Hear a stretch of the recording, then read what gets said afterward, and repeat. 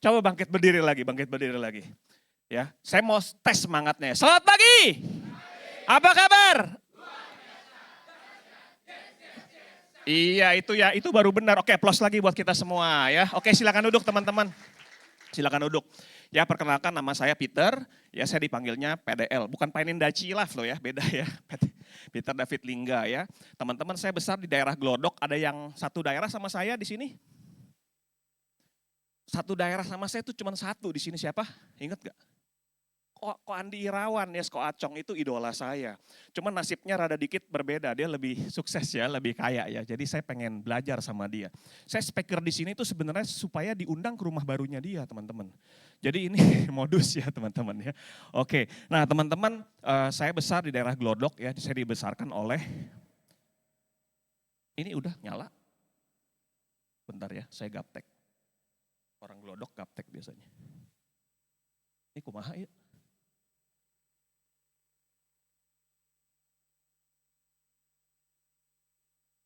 Saya nggak disabotase kan ya teman-teman.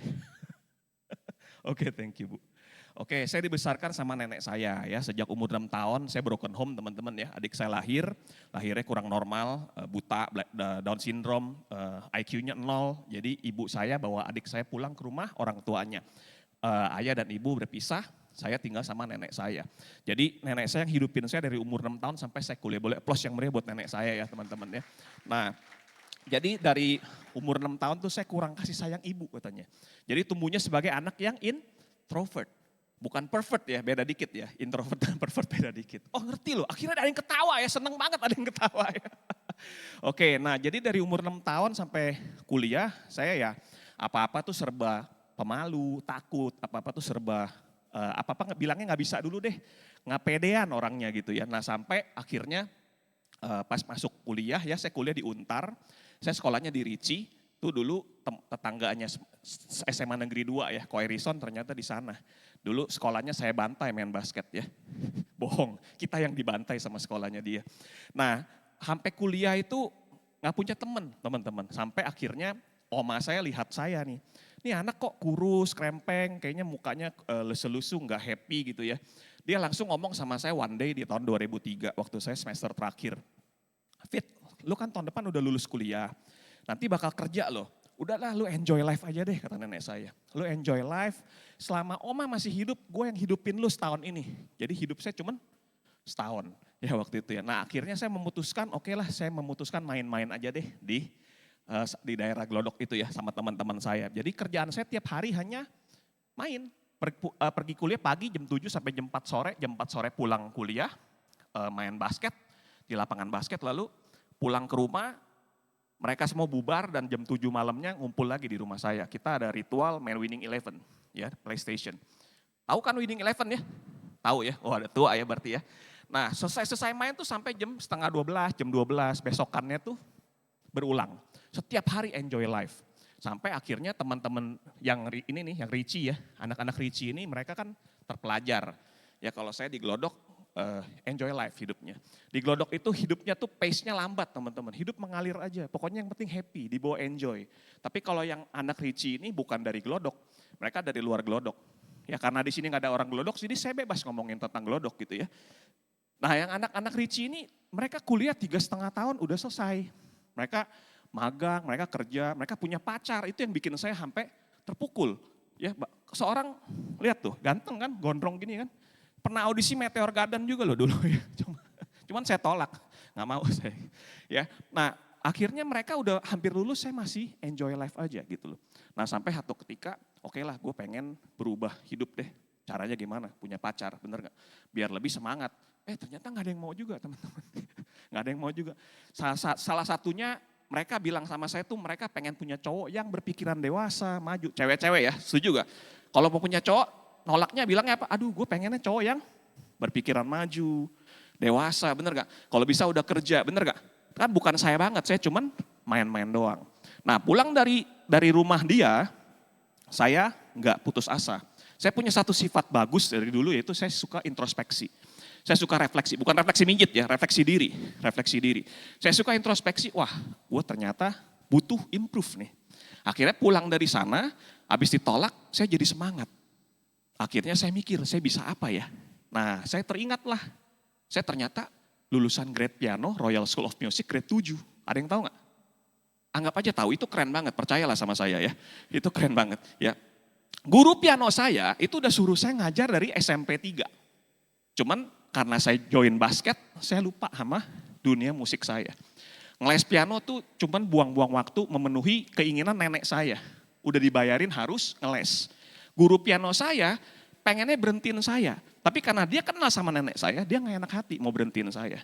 Jadi tiap minggu tuh berlalu begitu aja, begitu saya bilang gue mau berhenti les, dia seneng banget loh. Alhamdulillah akhirnya lu mau berhenti, slot lu bisa gue kasih ke murid yang lain, dia bilang gitu. Nah begitu saya memutuskan untuk ngajar piano, oke, saya balik ke rumah guru piano saya. Ya lalu nanya dia bagaimana ngajar. Nah kenapa bisa ngajar piano? Itu tanggal 31 Desember 2003, saya ingat banget malam tahun baru. Kalau teman-teman malam tahun baru ngapain? Sorry? Barbecue. Di sini nggak ada yang spiritual ilahi begitu ya. Duniawi banget gitu. Saya doa teman-teman ya, 31 Desember jam 00 tuh saya doa di tempat ibadah. Doa saya gini, God, tomorrow New Year. Saya mau hidup jadi manusia yang lebih berkualitas. Saya mau jadi jadi manusia yang lebih baik, lebih berkualitas. Saya mau kerja lah intinya. Mohon God kasih saya jalan. 4 hari kemudian doa saya dijawab loh teman-teman. Seorang agent telepon saya. Agent penyalur guru les. Ya, bukan agent prudensial. Kan gue ceritanya ini ngajar piano kan. Ya, agent penyalur guru les itu telepon saya. Hello David katanya. Lu jago piano ya? Mau gak ngajar?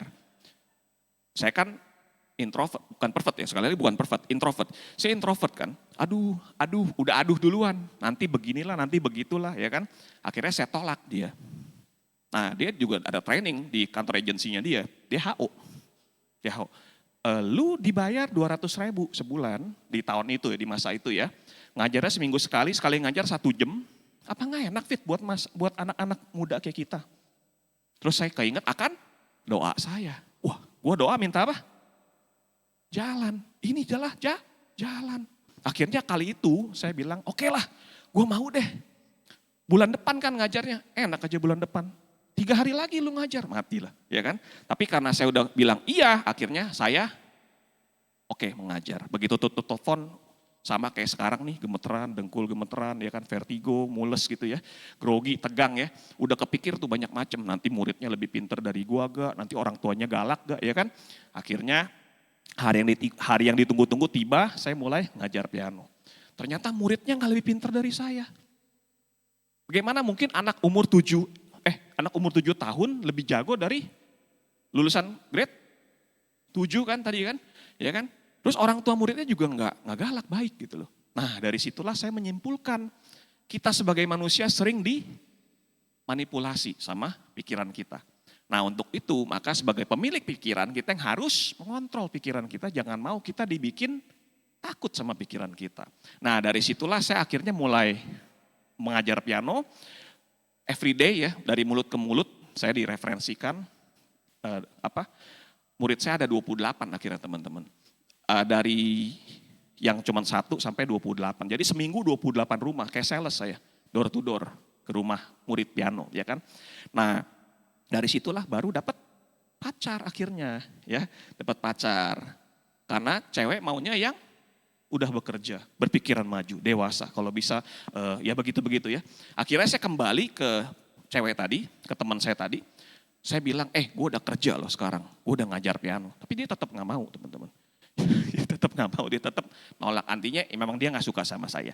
Nah akhirnya saya move on dan ketemulah ini cewek ini ya, pacar pertama akhirnya yang jadi istri saya. Ya aplaus dong yang meriah teman-teman ya. Nah pacar saya ini, istri saya ini, begitu saya tembak dia juga nolak. Cuman saya HO 3 bulan, ya kan. Saya HO 3 bulan, pendekatan terus ya, follow up terus. 3 bulan kemudian dia bilang, lu kayaknya pengen banget pacaran ya. Ya udahlah, gue kesian sama lu. Lihat usaha lu, gue kesian. Gue akan tunjukkan kepada lu bagaimana itu pacaran, dia bilang begitu. Ya, kesian. Itu cuman excuse. Cewek kan gengsinya tinggi. Saya tahu dia punya visi masa depan. Dia bisa melihat masa depan. Dia tahu saya akan jadi sukses di Prudential, teman-teman. Dia udah terima saya. Ya, plus yang meriah dong, teman-teman. Susah loh ngelawak ini ya, gila ya nggak ada yang tepukin tangan ya. Oke, nah akhirnya singkat cerita saya pacaran sama dia, ya abis pacaran sama dia, waktu itu murid piano saya 28 murid, penghasilan saya sekitar 8 juta per bulan. Di masa itu 8 juta sebulan kurang lebih sama seperti uang sekarang tuh 15-20 juta. Umur 23 ya oke lah ya 15-20 juta ya. Nah lalu pacar saya ini, saya lulus kuliahnya rada terlambat, 5 tahun gitu. IP saya tapi nggak malu-maluin, IP saya 3,6, kurang 1. Ya, jadi 2,6 ya IP saya. Cuma IP nggak penting teman-teman, yang penting teman-teman konsisten, kerja keras, rajin prospek, training, teman-teman sukses juga 100 juta per bulan teman-teman ya.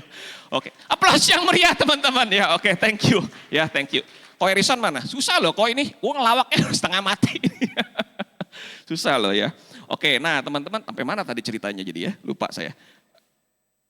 IP, oke. Dia akhirnya setelah lulus kuliah, dia suruh saya kerja. Biasa kon ya, lu udah lulus kuliah, lu kerja lah ya. Kan jangan cuma ngajar piano. Nah di luar sana gitu teman-teman. Orang yang penting kerja. Dia nggak melihat ngajar piano, orang-orang nggak melihat ngajar piano, income 8 juta sebagai pekerjaan. Gila nggak? Ya. Nah ini saya buktikan dengan dua buah peristiwa. Setelah pacar saya suruh saya kerja. Ketemulah kita lagi jalan-jalan ke Taman Anggrek, ketemulah dengan teman kuliah saya. Dia cum laude. Dia betul-betul 3,6, nggak dikurangin 1 IP-nya. Ya kan saya tahu betul. Lalu ketemu namanya Rita. Nggak ada orangnya di sini. Ketemu si Rita, Rita, lu udah lulus ya? Lu udah lulus belum? Dia ngomongnya begini loh. Iya nih gue baru lulus, gila lama banget 5 tahun gitu kan. Lu kerja di mana Rita? PwC. Teman-teman tahu PwC? Apa itu PwC? Kantor akuntan publik terkeren di Indonesia, betul? Setiap lulusan akunting, dream-nya adalah masuk PwC, PricewaterhouseCoopers ya. Wah, saya langsung bilang, gila lu keren banget, IP lu pantas lu bisa masuk, lu kan cum laude ya. Iya dong, gitu. Lu udah kerja belum? Gue ngajar piano gitu kan, saya orangnya goofy aja gitu ya. Terus ya udah selesai itu, bye-bye, dia sama pacarnya, saya sama pacar, bye-bye. Terus saya tanya pacar saya, istri saya, lu tau gak PwC apa? Apa itu? Kantor akuntan publik terbesar nomor 1, lu harus masuk sana, gak mungkin IP gue 2,6 saya bilang gitu ya. Terus, tapi lu tahu gak gajinya berapa? Berapa? 3 juta gajinya. Saya berapa? 8. Tapi yang begini siapa? Dia, ya kan? Jadi artinya, income gak dipandang, yang penting status. Kerja di perusahaan keren. Ya kan? Pulang dari Taman Anggrek sampai ke kos-kosan, ketemu sama teman kos istri saya dari ujung, dia tahu saya kuliahnya lulusnya lama gitu ya. Dia nanya, lu udah kerja belum? Begini juga loh. Ya, belum nih, baru lulus nih. Lu udah kerja? Udah dong, lu cepetan cari kerja gitu kan. Gajinya 2,5 juta, teman-teman. Saya berapa? 4. Ya kan? Kita goofy aja, oh iya gitu kan. Nah akhirnya saya doa. Nggak tahan diperlakukan demikian, saya pun berdoa. Karena doa saya cepat dijawabnya kan. Tanggal 23 Desember 2006 saya doa. God, saya udah lulus sekarang ya, saya pengen kerja.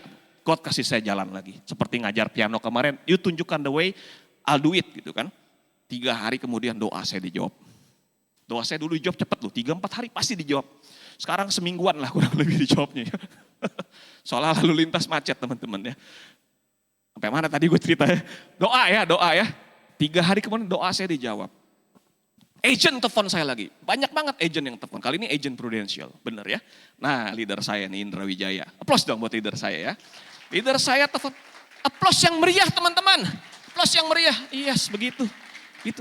Teman-teman nanti ya saya sumpahin saat Anda jadi leader. Diundang speaker ya. Ditepokinnya lemes-lemes. Sedih loh teman-teman. Ya, oke, mana tadi ya? Leader saya, oke leader saya. Telepon dia, tanggal 26 Desember 2006 habis Natal. Ya, Indra Wijaya calling. Ini pasti mau prospek gue nih orang Prudential nih saya bilang. Kenapa kok lu mau prospek gue ya? Enggak, kita ngobrol aja Fit, yuk ketemuan di CL yuk. Gue traktir kopi, aduh lu jangan prospek gue lah. Gue dari prospek sama tim lu si ini namanya. Enggak, gue ngobrol aja. Jangan prospek ya, gue pasti tolak lo ya. Akhirnya dia gak prospek betul, dia rekrut. Ya, dia rekrut. Ketemu di Citraland, dia keluarin senjata rahasia dia itu apa? Apa? Bukti potong, ya kan? Tahun 2006 dia start club, income-nya 10 juta. Terus saya lihat 10 juta. So what 10 juta? Income gue 8 juta. Dari sini saya simpulkan, yang income-nya lebih kecil yang gini. Setuju gak? Ya kan? Yang income-nya lebih kecil yang belagu, ya kan? Nah, terus leader saya bilang begini. Saya bilang begini, lu 10, gue 8, lu mesti prospek malam-malam ditolak orang, naik motor kepanasan. Gue cuma ngajar piano, bohongin anak-anak. Saya bilang gitu, happy, enjoy life, saya bilang gitu. Terus dia bilang begini, tahun depan income gue 20. Nah lu berapa? Dia bilang. Tahun depan berapa ya, saya ngitung loh. Satu anak naik gaji palingan 50.000 kurang lebih ya. Ya 10 juta lah kok. Nah sebelum Indra rekrut saya, banyak ada agen prudensial lain, teman-teman saya tuh ngajak saya juga. Cuman saya kurang matre orangnya. Jadi kalau diajakinnya ngomongin soal income, soal duit, saya nggak bergeming. Nah akhirnya Indra sentuh saya dari sisi spiritual. Dia nanya sama saya begini, Fit, lu tahu nggak siapa orang paling kaya di tempat ibadah kita? Nah saya sebutlah dia Bambang Sumantri namanya. Bambang Sumantri itu pemain bola, itu Bambang Pamungkas ya, beda ya. Bambang Sumantri itu yang punya rumah sakit Royal Progress di Sunter teman-teman. Nah saya bilang Bambang Sumantri, Pamungkas pula ya, Bambang Sumantri. Nah Fit, lu kalau ngajar piano, lu bisa create another Bambang nggak? Mana bisa ya kan? Nah di Prudential dia ngomong gini, kita bisa create banyak Bambang loh. Oke, lu bayangin kalau makin banyak Bambang di tempat ibadah kita. Tempat ibadah kita akan makin maju dan kita bisa bikin banyak orang do many good things loh. Charity, social life. Dari situlah saya klik. Dan akhirnya saya bilang, oke lah saya mau. Oke, ada dia ngomongin income nggak tembus, tapi dia ngomongin spiritual, social life, charity, saya mau. Oke, akhirnya saya bilang, lu tahu nggak kok, 3 hari lalu gue baru sembahyang loh, gue minta jalan. Lu bukan sih jalannya? Yes, gue jalannya, dia bilang. Dia bilang begitu. Tapi waktu itu saya ragu teman-teman. Di masa itu saya ragu, aduh join Prudential berarti kan marketing ya. Gue harus approach orang, prospek ya kan. Saya takut, saya nggak pede kan. Anyway, I'm a glodok man gitu dulunya ya. Glodok man yang introvert, bukan pervert sekali lagi, yang introvert. Takut, pede nggak pede, aduh bisa nggak ya. Nah akhirnya saya cari pembelaan teman-teman. Karena saya nggak yakin, saya cari pembelaan dari 5 teman saya yang karyawan. Saya tanya mereka. Nah di saat yang sama sebelum saya cari pembenaran itu, saya ditawarin kerja sama orang tua murid piano saya di perusahaan Jepang. Waktu itu dia nyari staf akunting, saya bilang, gue aja jadi staf akunting. Aduh janganlah, lu ngajar piano aja udah bener, jangan ke jalan yang sesat ini, dia bilang begitu. Dia udah mengingatkan saya loh. Kenapa Ci?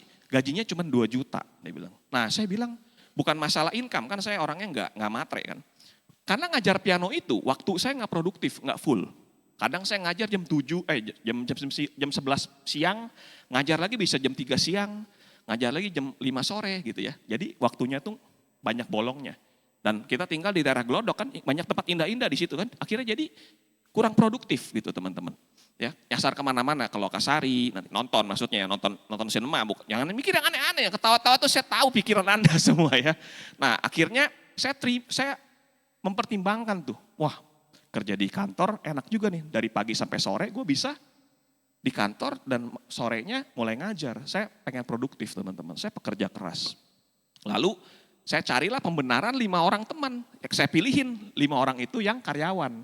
Yang saya tahu nih, kalau saya tanya pertanyaan ini, jawaban mereka pasti ini. Ngerti ya? Nah, saya tanya ke 5 orang ini, yang karyawan ini saya tanya, gue ditawarin kerja, di saat yang sama gue join Prudential. Mendingan pilih yang mana? Nah, kalau sebagai karyawan akan jawabnya apa? Pilih kerja lah, Prudential sampingan aja, betul? Saya tahu mereka akan jawab itu, dan saya pilihin orangnya. Supaya apa? Menguatkan saya, pembodohan bener gak? Ya, pembenaran yang bodoh, bener gak? Akhirnya pas hari Sabtu nih seperti ini, si Indra ngajak saya ke BOP, saya bilang sama dia, sorry ya lu jangan marah ya, gue hari Senin mulai kerja loh. Saya udah takut dia marah, gak enakan saya orangnya kan. Ternyata dia gak marah, bagus dong, luar biasa dia bilang. Kok luar biasa? Lu kerja jangan lama-lama, 3 bulan aja, tapi lu prospekin dulu semua teman kantor lu, dia bilang gitu. Itu bagus sekali, positif banget ya. Terus boro-boro saya prospek, karena enjoy, manajernya itu guru orang tua murid piano saya, enjoy banget. Ya kerjanya sangat enjoy dan sangat nyaman. Jadi di tahun 2007 jam 7 pagi sampai jam 4 sore saya kerja di kantor. Jam 4 sore saya langsung cabut. Tuh, lalep aja suka sama saya.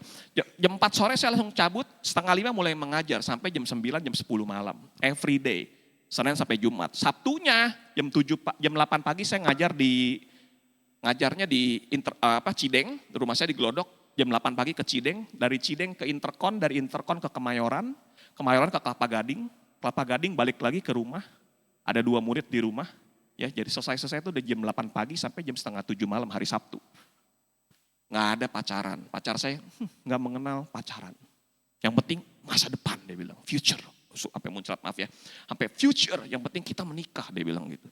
Hari Minggu, udah bangunnya siang kan capek ya, ngapel-ngapel ke kosan, udah sore, pergi ke Taman Anggrek palingan, ke CL, Taman Anggrek, toto udah jam 9 malam. Sebagai karyawan pernah ngerasain sindrom I don't like Monday? Aduh besoknya udah Monday lagi. Nah itu every single day seperti itu. Indra Wijaya calling, apa sih ini orang Prudential ganggu aja. Lu jangan ganggu gue terus, gue risih lu. Nanti kalau mau gue jalanin deh ya, gak usah lu ajak-ajak. Saya begituin leader saya, karena apa? Enjoy. Untung nggak kualat ya, ada tim saya yang begitu ya. Nah singkat cerita di bulan September karena saya banyak bertempur di jalan ya, pinggang saya encok teman-teman. Saraf kejepit bahasa kerennya. Nah waktu itu manajer saya suruh saya berobat ke rumah sakit. Tapi sebagai karyawan yang baik saya bilang udahlah yang nggak usah ke rumah sakit mahal. Kita nggak usah fisioterapi, kita ke Sinsei Apyao aja. Di Pasar Asem namanya ya, di Keadilan. Cuma 60.000, kantor irit loh. Kantor irit ratusan ribu, saya bilang begitu. Begitu saya mau klaim ke kantor, kantor marah sama saya. Direktur Jepang saya begini, mengenyitkan dahi gitu ya. Dia udah sipit, makin sipit. Ini apa? Kenapa kamu klaim gitu? Padahal cuma 60.000. Disitulah saya nggak seneng. Saya nggak seneng sama perusahaan saya. Dia bilang, Shinsei itu dukun, dia bilang. Dukun is not punya lisensi, dia bilang. Jadi nggak bisa dibayar. Padahal dia cuma bilang, nggak ada lisensi, nggak bisa bayar, lu bayar sendiri, beres ya. Tapi karena dia ada struktur gitu ya, ada struktur pekerjaan gitu ya, jadi dia merasa dominan gitu ya, dia marah-marah, dia underestimate saya. Kan saya orang kaya, ya kan gaji saya 10 juta loh waktu itu ya, mampu lah bayar 60.000 doang, bener nggak? Nah keluar dari ruangan dia saya marah-marah waktu itu. Ada 10 orang staff kira-kira, lu orang semua yang di ruangan ini ya, ini apa perusahaan Jepang gembel nih bayar 60.000 aja gak mampu, lu orang semua yang di ruangan ini gue mampu bayarin lu orang minjit, ya plus-plus juga boleh, sebulan penuh. Marah-marah, di saat yang sama Indra Wijaya telepon lagi, leader saya persisten banget. Udah saya ngenyein begitu, dia tetap nyari saya. Di hari itu dia, ini lagi orang Prudential telepon lagi, gak tahu gue lagi bete. Halo Ko Indra ya gimana kok, ya kan, ngomong.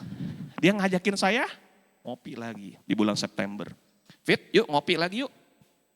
Udahlah nanti kalau disuruh jalanin Prudential saya tinggal bilang sibuk gitu kan ya. Nah di pertemuan itu dia kasih lihat lagi bukti potong dia, bener penghasilannya double. Dan dia nanya saya, double lu bener lu dalam setahun ya, dalam 9 bulan double, lu berapa? Ya gue beneran 10 juta, 8 plus 2 gitu kan. Kok kenapa muka lu apek, dia bilang gitu. Ya saya cerita lah, ya ginilah direktur. Terus leader selalu ngomong apa? Kan gue udah bilang, bener gak gitu kan? Kan gue udah bilang, dia bilang gitu ya. Nah di situ dia ngajak saya balik. Lalu kalimat pamungkas yang dia ngomong adalah gini, Fit, lu coba kasih diri lu kesempatan, dia bilang. Kasih diri lu kesempatan untuk mencoba. 3 bulan aja. Selama 3 bulan ini lakukan yang benar, yang serius. Kalau 3 bulan gak menghasilkan apa-apa, gue gak ganggu hidup lu lagi selamanya, dia bilang. Gue akan pergi dari muka bumi. Dari hidup lu, dia bilang begitu. Oke, dia ngomong seperti itu. Kalau lu coba, ada 2 kemungkinan, berhasil dan gagal. Kalau lu berhasil, lu happy, gue happy, keluarga lu happy. Kalau lu gagal, toh gak ada ruginya buat lu. Gak pakai modal kan. Tapi kalau lu gak coba, lu gak berhasil udah pasti. Nah di hari itu, saya ibarat kalau orang Kristen kan menerima Tuhan gitu ya. Saya menerima Prudential di hari itu teman-teman. Ya kayak di baptis gitu ya. Oke lah saya menerima Prudential. Oke lah gue mau coba saya bilang gitu. Gue harus apa? Leader saya bilang training. Oke gue training. Terus karena dia udah 9 bulan saya betein kan. Dia gantian jual mahal loh. Dia mau menguji saya. Oke, lu training di rumah gua. Oke, gua ke rumah lu, tapi gua pulangnya malam. Oke, lu malam jam berapa? Jam 9. Oke, gua ke rumah lu jam 9. Jam 9 saya ke rumah dia habis ngajar piano, dia belum pulang. Dia pulang-pulang setengah 12 malam. Dari rumahnya rame, sampai udah pada tidur, dia belum pulang. Terus dia pulang, David udah sampai. Gue makan dulu ya, gue mandi dulu ya, gue nafas dulu ya. Udah lama Fit ya, bentar ya. Dia lakukan gitu. Tapi ya udah karena saya memang pengen niat belajar, ya udah 12:30 mulai training, gila nggak? Sampai jam 3 pagi.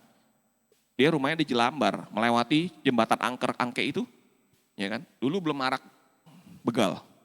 Ya, mereka belum di training, gak semarak sekarang ya. Serem banget ya kalau ngebayangin. Akhirnya saya ingat banget one day, 3 days in September 2007, hari Rabu, Kamis dan Jumat, saya training di rumah dia sampai jam 3 pagi, jam 7 paginya udah kerja lagi. Hari Sabtunya saya ngajar piano, hari Minggunya saya prospek perdana. Closing loh, gope waktu itu ya. Applause dong, closing loh itu ya. Closing loh. Habis closing kan lapor ya sama leader kan, closing. Terus leader saya SMS, luar biasa gitu. Dahsyat, jutaan orang lagi nunggu kehadiran lu buat di closingin. Apa sih ini, saya bilang whatever, yang penting closing gitu ya. Nah, hari Seninnya saya prospek lagi. Jadi murid piano saya, satu murid itu 1 jam. Saya pangkas waktu mengajarnya 15 menit. Jadi 45 menit ngajarnya. Sisa berapa? 15 menit. 4 anak jadi ada berapa? 1 jam. Jadi setiap hari saya pangkas waktu mengajar saya 15 menit. Jadi orang tua muridnya komplain, kok ngajarnya cepet lu? Hari ini murid Cici pinter. Hari ini anak Cici pinter. Jadi selama panjang September sampai Desember 2007 murid saya pinter terus pokoknya. Karena saya pangkas waktu mengajarnya ya. Nah, Senin prospek, closing lagi gope. Selasa prospek, closing lagi gope. Hari Rabu prospek, jadi 5 hari saya prospek, closing terus. Applause yang meriah buat saya teman-teman. Itu susah loh ya 5 hari berturut-turut ya. Nah dari sini saya simpulkan teman-teman. Saya mau tanya. Saya punya alasan gak untuk bilang ke leader saya kalau saya gak punya waktu buat prospek? Ada gak dari teman-teman di sini yang lebih padat waktunya daripada saya? Jam 7 pagi sampai jam 10 malam kerja full. Tapi saya masih bisa prospek. Saya punya alasan loh untuk bilang ke leader saya, gue gak punya waktu kok. Gimana prospeknya? Kapan prospeknya? Betul gak? Tapi kalau niat, kalau udah serius, udah sungguh-sungguh, udah komitmen, kita akan do everything. Setuju? Begitupun saya pangkas murid waktu mengajar saya supaya saya bisa prospek. Nah singkat cerita akhirnya di Desember 2007 saya resign, saya gak berani bilang pecat ya, saya resign.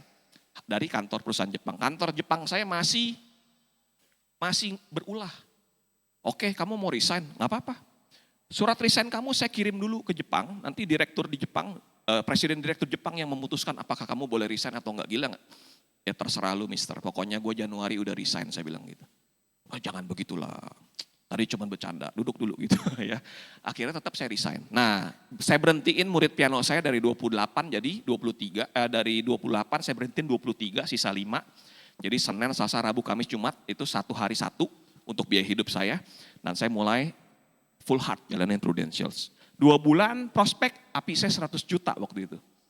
Nah, singkat cerita, API saya 100 juta waktu itu.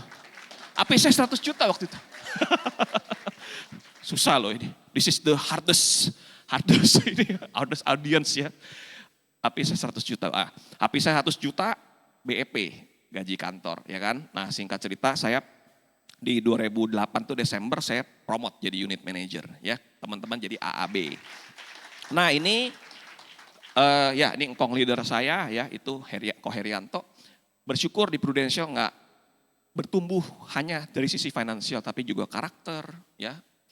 Mentality, semuanya bertumbuh jadi baik teman-teman. Nah ini Star Club pertama saya ya, waktu tahun 2011. Ini PCC pertama saya ya, 2017. Dan ini PC pertama saya waktu 2019. Ini PC pertama saya waktu tahun 2019. Gitu dong, PC loh ya, top 20 loh ya, tepuk tangan yang meriah ya. Nah kenapa ada fotonya si Pak Wong ya. Pak Wong ini waktu di 2019 kita join force ya, kolaborasi sama Inspiring, Dynamic Inspiring. Dari awal tahun, dari dulu teman-teman Star Club ya, Star Club PCC, boro-boro PC, ngebayanginnya itu mah kalangan dewa lah. Gitu ya, itu kayaknya kalau di sini ada Civime, itu mah cuma Civime lah yang bisa gitu ya. Saya tuh dulu kalau Star Club nggak bisa lah ya. Apalagi PCC, PCC nggak bisa lah. Achieve juga. Pas udah PCC pengen PC, susah lah PC, mana bisa 20 nasional gitu ya. Tapi Pak Wong ini, ya dia udah meninggal ya. Pak Wong ini yang satu-satunya orang yang nggak pernah apa yang ngomongnya ya, yang paling percaya sama saya, yang nggak pernah ngenyehin gitu. Lu pasti bisa gitu ya. Nah makanya pas di COVID kan, saat itu COVID ya, pengumumannya via RCTI waktu itu. Pas dia muncul nama di RCTI waktu itu. Nama saya kan, ini kan atas nama spouse ya, Novianti. Di Dynamic itu ada 4 PC-nya. Waktu itu ada si Meliana ya, Aleng, sama Jacqueline. Mereka udah keluar tuh namanya tuh. Wah ini kan impian saya ya. Mana nih nama gue kok gak keluar-keluar. Muncul, toeng. Saya nangis loh teman-teman. Anak saya baru lahir ya, lagi disusuin sama istri saya. Tuh lihat bapak lu nangis tuh. Karena begitu emosional, kepengen banget jadi top buat agensi saya gitu ya. Top nasional buat agensi saya. Orang pertama yang saya telepon tuh Pak Wong. Om, dapat om PC-nya om. Saya nangis loh. Terus dia, si bego nangis. Sudah, congrats ya gitu ya.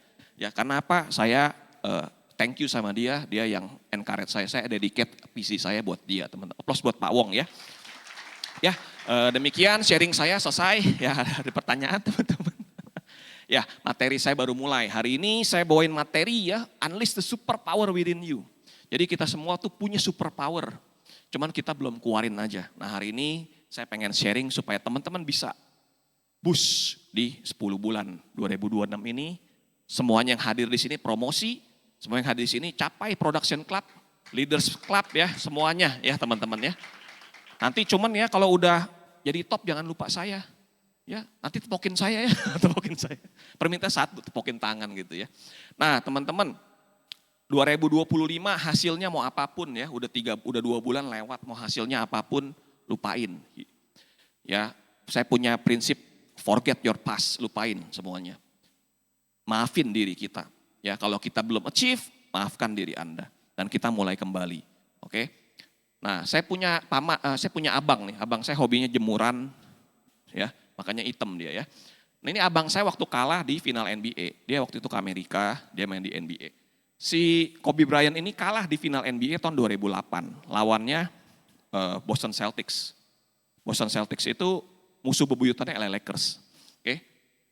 Nah, abang saya bilang, no one wins or lose forever as we play a game called life which never end till our last breath.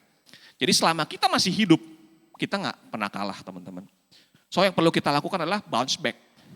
Yang perlu kita lakukan apa? Bounce back. Oke? Dia bilang lagi, sadari katanya. Tanpa kalah, kita nggak akan mengapresiasi kemenangan. Oke, nah di tahun berikutnya 2009 Kobe Bryant juara, 2010 dia kalahin si Boston Celtics di final NBA. Sweet revenge namanya ya. Nah lalu abang saya ini punya teman, namanya Chris Bosh. Dia bilang gini, legends aren't defined by their successes. They're defined by how they bounce back, yang tadi saya ngomong, from their failures. Nah Chris Bosh, di tahun 2008, si Kobe Bryant ini kalah di final NBA. Seminggu kemudian dia udah harus terbang ke Beijing untuk ngikut Olimpiade. Oke? Nah dia bisa aja dong. Gue lagi bete nih, kalah gue di final, gak jadi juara. Karena sebelum ke final ini, kalau teman-teman yang ngikutin NBA, dia tuh dulu main sama pemain yang namanya Shaquille O'Neal. Nah sama Shaquille O'Neal di tahun 2000 dia juara 3 kali. Lalu Shaquille O'Neal-nya pergi dari Lakers ke Miami Heat. Shaquille O'Neal juara di Miami Heat. Orang-orang underestimate Kobe. Dia bilang, lu tanpa Shaquille O'Neal lu gak bisa juara. Sedangkan bener kan, tuh Shaq juara di Miami. Sedangkan lu gak juara. Masuk final tahun 2008, pembuktian dong. Kalah pula. Dia bisa gak? Heartbroken. Aduh, gue heartbroken. Minggu depan di Beijing udahlah, gue ini dulu lah. Gue desperado dulu lah, bisa nggak? Bisa aja. Tapi yang dilakukan apa teman-teman? Chris Bosh cerita. Di Olimpiade Beijing, Chris Bosh punya panggilan hati. Dia pengen jadi pemain pertama yang hadir di lapangan untuk latihan. Jam 6 pagi. Dia pengen menginspirasi teman-temannya. Begitu dia tiba di lapangan jam 6 pagi, Kobe Bryant lagi ngompres dengkul pakai es. Dia udah latihan dari jam 4 pagi. That's legends bounce back from their failures. Dan di teman-teman boleh lihat, saya lupa ya, yang di Netflix itu 2008 atau 2012 tuh, ada judulnya The Redeem Team. Ya, tim Olimpiade Basket Amerika. Redeem Team judulnya. Nah saya lupa itu 2008 atau 2012. Jadi si Kobe itu attitude-nya begitu dia kalah, dia latihan di campnya Olimpiade. Kobe Bryant ini terkenal kan maruk teman-teman. Maruk tuh pegang bola pasti nembak punya. Nggak mikirin sekitar. Oke, nah pelatihnya waktu itu di Olimpiade bilang, lu di sini, lu nggak bisa loh bawa attitude Lakers ke sini. Karena di Olimpiade ini bukan timnya lu, ini tim USA. Jadi yang harus lo lakukan adalah you trust your teammate, dia bilang gitu. Nah lalu si Kobe, oke, gue akan lakukan. Dan tugas gue di sini bukan sebagai scorer, dia bilang. Bukan sebagai pencetak angka. Gue akan jadi guard, defender. Gue akan main bertahan. Kasih gue pemain terhebat lawan, lu suruh gue yang jaga, dia bilang. Nah akhirnya Amerika juara teman-teman di tahun 2008. This is the mentality, attitude yang perlu kita punya. Apapun hasil yang kemarin, yuk kita bounce back teman-teman. Oke? Nah lalu tahap kedua ya. Setelah kita forgive ourselves, begin again, saat mau memulai, temukan value dari goal kita apa. Ini klise banget, ini semua speaker ngomongin hal yang sama. Ya kan? Temukan value dari goal, tapi ini yang paling fundamental yang harus kita punya teman-teman. Pertanyaan-pertanyaan ini, apa yang lu mau? Apa yang kita mau? Kita mau capai apa? Kalau ditanya siapa mau startup, semua orang angkat tangan termasuk diri saya. 2008, siapa mau ke Istanbul? Waktu itu startup Istanbul, saya. Ternyata nggak capai. 2009 ke Beijing, siapa mau ke Beijing? Saya. Ternyata saya pun nggak capai. 2010, siapa mau ke Paris? Saya pun nggak capai. Nah di 2011, kenapa saya bisa capai? Karena ada satu hal teman-teman. Yang leader saya ngomongin ke saya, yaitu ini. Oke, nah nanti saya ceritain. Kenapa kamu mau capai itu? Dia tanya. Apa yang mau kamu capai? Mau startup? Startup itu hanya sebuah angka. Anda harus menemukan, kalau saya capai startup, saya bisa apa? Di-convert ke uang teman-teman. Kalau saya capai startup, uangnya mau saya pakai buat apa? Dan seberapa besar kita pengen capai startup itu? Oke? Kenapa kamu mau capai? Dan siapa yang paling diuntungkan kalau kamu capai? Oke, dan kenapa itu penting? Pertanyaan ini yang mengubah saya. Leader saya ngomong waktu itu. Ya. Nah, menurut saya kita harus punya achievement drive. Achievement drive itu harus punya 4 elemen. Pertama harus ada emotionsnya. Artinya saat kita mikirin saya mau startup buat apa? Itu tiap hari itu merinding banget kita mikirinnya teman-teman. Kalau Anda sampai emosional bisa nangis mikirinnya itu. Karena kita betul-betul kepengen. Nah terus harus ada unsur cinta. Dan yang ketiga harus ada unsur pressure. Harus ada bikin kita kepepet. Nah yang keempat ini boleh ada boleh enggak. Selfless artinya kita lakukan bukan buat diri kita. Saya ada, di sini ya. Sebentar ya.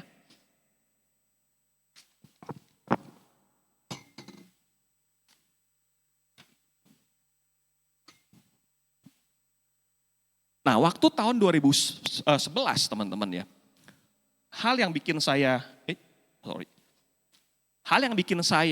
akhirnya capai startup adalah saya mau nikah waktu itu. Jadi saya pacarin istri saya tahun 2004. Setiap tahun, dimulai dari tahun 2006 saya bilang sama dia tahun depan pasti nikah. Ternyata 2007 nggak nikah. 2007 saya bilang, kan gue baru kerja di kantor, tahun depan lah kita nikah.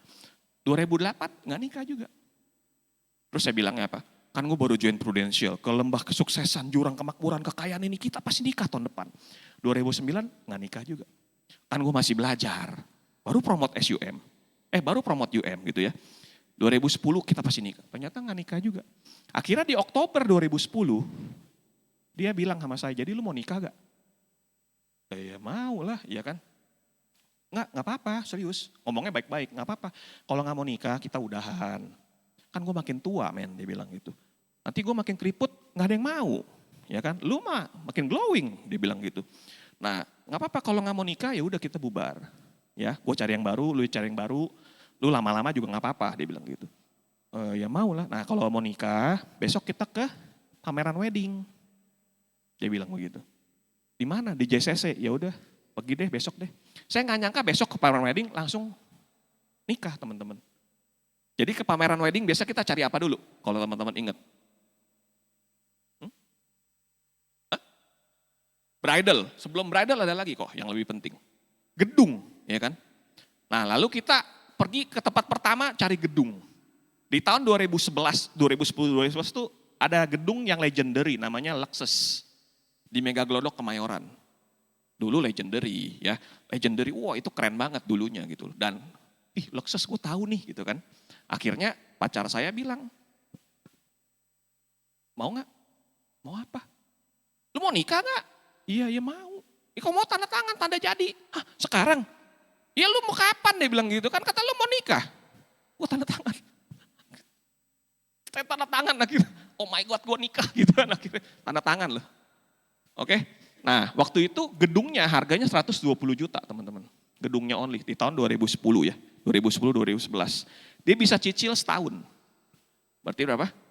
10 juta per bulan. Saya nikah di bulan November 2011, itu Oktober 2010. Nah setelah itu pulang ya kan, gila gue nikah gitu kan. Minggu depannya hari Sabtu, habis acara kantor ini ngapel lagi kan ke rumah, ke kosan kan.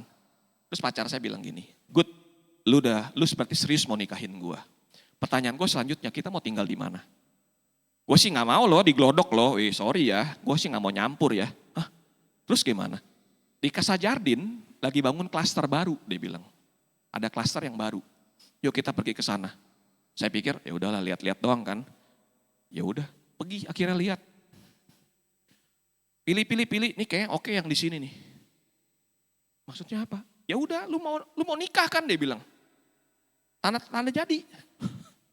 Tanda tangan lagi. Oke, tanda tangan lagi ya. Pulang dari situ, sore ya ke Gandaria City saya. Nyetir mobil selama 1 jaman tuh saya bengong di jalan loh. Gila, dalam 2 minggu gue melakukan keputusan besar loh dalam hidup. Nikah dan beli rumah. Itu big thing banget buat saya waktu itu teman-teman. Terus kan harga rumahnya itu waktu itu 1 M. Ya, 1 M ini DP-nya 20%. Berarti berapa? 200 ya. Bisa dicicil setahun karena masih klaster baru. Jadi berapa teman-teman? 17 juta per bulan. 2011 saya baru promote jadi SUM. SUM itu gaji penghasilan saya 17 juta. Istri saya dokter. Dia kerja di klinik estetika gajinya 10 juta.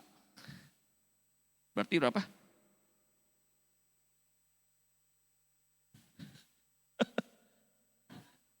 Ngerti nggak teman-teman? Gak ada sisanya. Ya kan? Nah lalu tahun 2011 saya bilang sama leader saya, kok gila gue baru beli rumah, baru DP rumah sama mau bayar cicilan DP rumah sama mau bayar cicilan gedung. Gue kayaknya tahun ini gue mau ngejar produksi pribadi deh, jualan Star Club ya. Oh ya udah dia bilang gitu. Karena emang nggak pernah Star Club, kan night club terus. Ya night club terus di Lokasari saya. Oke. Ya udahlah gue mau Star Club gitu saya bilang. Terus akhirnya ya udah fight. Tapi di bulan April sampai bulan April api saya baru 40 juta loh teman-teman. Gila nggak? Sampai akhirnya si Weni, leader saya, ya galak banget. Kalau Indra baik, Weni galak minta ampun. Dia strap saya loh, tau strap kan? Strap tuh dihukum. Habis acara gini selesai, di depan lift nih, di City Tower waktu itu ya. Saya nggak boleh nih berdiri kan pegel kan, duduk begini, kan ngobrol gitu kan. Nggak boleh begini, harus tegak begini. Kalau udah aduh capek dikit, kaki harus tegak. Sampai begitu. Dia ngomongin tentang hal tadi, tentang ini. Lu mau capai apa? Lu mau capai Star Club. Oke. Start Club buat apa? Nah, saya ada kepikir juga, saya pengen kasih wedding gift buat istri saya. Jalan-jalan ke Roma waktu itu. Oke, jadi untuk siapa lu berjuang? Who will benefit the most from it gitu kan? Buat istri saya. Oke, kenapa lu harus capai? Kalau saya nggak capai, saya nggak bisa bayar cicilan-cicilan ini. Nah, ada nggak elemen ininya teman-teman? Ada emotionsnya nggak? Ada emotionsnya, karena gue mau nikah, gue mau kasih wedding gift. Ada nggak unsur cintanya? Ada unsur cinta. Ada nggak unsur kepepetnya?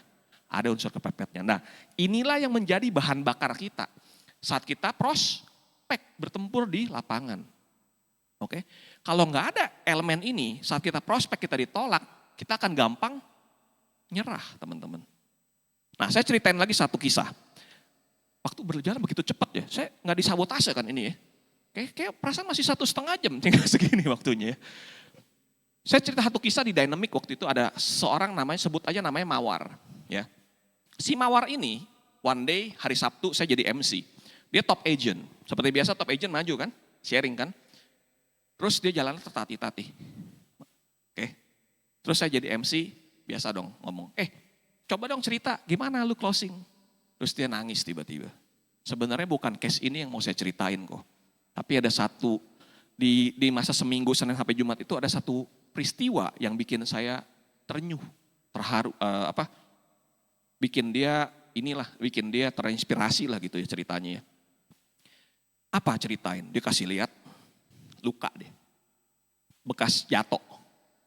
Lalu dia cerita, saya one day prospek canvassing door to door di sebuah perumahan. Dikirainnya maling, mau hipnotis, dikejarlah sama satpam. Akhirnya jatuh dia. Enggak, saya bukan maling, saya mau prospek asuransi Pak. Gitu. Lalu saya tanya dia, lu kenapa sih sampai ngotot begitu? Sampai jatuh-jatuh gitu? Buat apa gitu? Terus dia bilang, gue mau capai Start Club. Terus saya jadi MC, saya bilang lagi, MC yang rese gitu ya. Kenapa emang mau capai Start Club? Karena saya mau beli mobil. Kenapa mesti beli mobil? Saya bilang, kan banyak taksi, saya bilang gitu. Nah terus dia ngomong begini, karena setiap Idul Fitri, saya dan adik saya boncengan naik motor, pakai 2 motor, kita boncengin Abi dan Umi, ayah dan ibu dia bilang. Keliling rumah family untuk silaturahmi setiap Idul Fitri. Kadang hari itu hujan, ayah dan ibu kuyup kebasahan. Kadang hari itu panas, ayah dan ibu kuyup keringetan. Dengan saya capai startup, duitnya mau saya pakai buat beli mobil. Supaya apa? Supaya Idul Fitri tahun depan, Umi dan Abi saya nggak lagi kebasahan atau keringetan lagi. Dan dia capai Start Club-nya, dia beli mobilnya teman-teman. Yang mau saya sampaikan apa? Ada nggak unsur emotionsnya? Ada. Ada unsur love-nya, ada unsur pressure-nya. Saat dia bertempur di lapangan, saat dia prospek di lapangan, ditolak nasabah. Down nggak? Down. Dia akan bilang sama diri dia, gue harus kuat. Kalau gue nyerah di sini, gue nggak capai startup, gue nggak punya uang untuk bisa beli mobil. Dan dia udah bayangin ayah dan ibunya akan mengulangi event peristiwa fenomena yang sama. Untuk itulah dia berjuang dan itu yang menjadi bahan bakar dia. So teman-teman, pulang dari kelas ini, pulang dari acara hari ini, kita merenung sama-sama. Renungkan lagi, apa yang kita mau capai? Gue mau promote AAB, gue mau promote AB, gue mau startup, double startup, producer, agency of the year dan sebagainya. Untuk apa? Cuman buat keren kah maju ke panggung? Kalau cuman itu jawabannya, kurang kuat, Anda akan gampang lemah di lapangan. Tapi Anda harus lakukan buat orang yang Anda cintai. Anda harus tahu jelas, kalau gue capai ini, duitnya nanti mau gue pakai buat apa. Dan itulah yang menjadi sumber bahan bakar kita. Every single day Anda berjuang, itulah yang Anda ingat untuk siapa Anda berjuang. Oke teman-teman? Oke, nah, success won't make you happy. Oke, but happiness will make you success. So, switch. Kalau selama ini, gua belum closing nih. Gua happy kalau closing, kita rubah. Kita happy dulu, baru closing. Karena manusia ini punya energi. Energi yang Anda keluarin, itu akan mengefek orang-orang yang sefrekuensi energinya sama Anda. So Anda harus happy dulu. Oke, apa itu happy? Goalnya adalah sukses ya. Untuk sukses kita harus happy. Happy itu artinya nggak ada kepahitan dalam diri kita. Artinya nggak ada perasaan negatif dalam diri kita. Nggak ada rasa benci, rasa kesel, rasa dendam, rasa kepahitan, rasa sedih, rasa gak senang sama orang, itu semua dieliminasi. Bagaimana caranya supaya bisa demikian? Supaya bisa netral, caranya Anda harus memaafkan.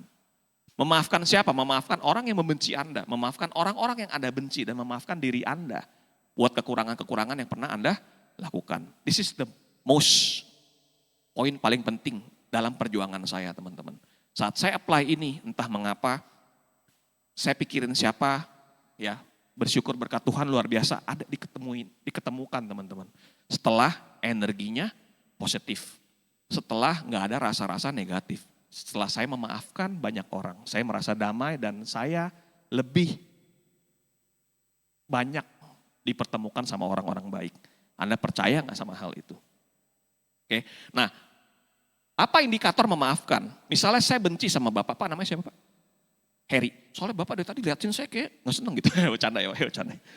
Misalnya saya nggak seneng sama Pak Harry. Oke, manusia itu bisa lemah, ya kan? Tapi ingat, kita mau sukses nih. Untuk sukses apapun kita lakukan, benar gak? Nah, untuk sukses ingat, harus happy. Untuk happy harus memaafkan.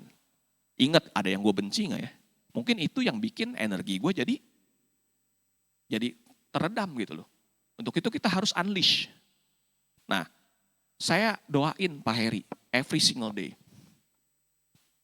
Doa saya simple, saya cuma doa, God, ya Tuhan, saya memutuskan ingin memaafkan Pak Heri. Kasih saya hati yang besar untuk bisa memaafkan Pak Heri. Every single day. Lalu setelah seminggu saya doa begitu, ketemu Pak Heri. Hilang gak rasa saya? Hilang gak?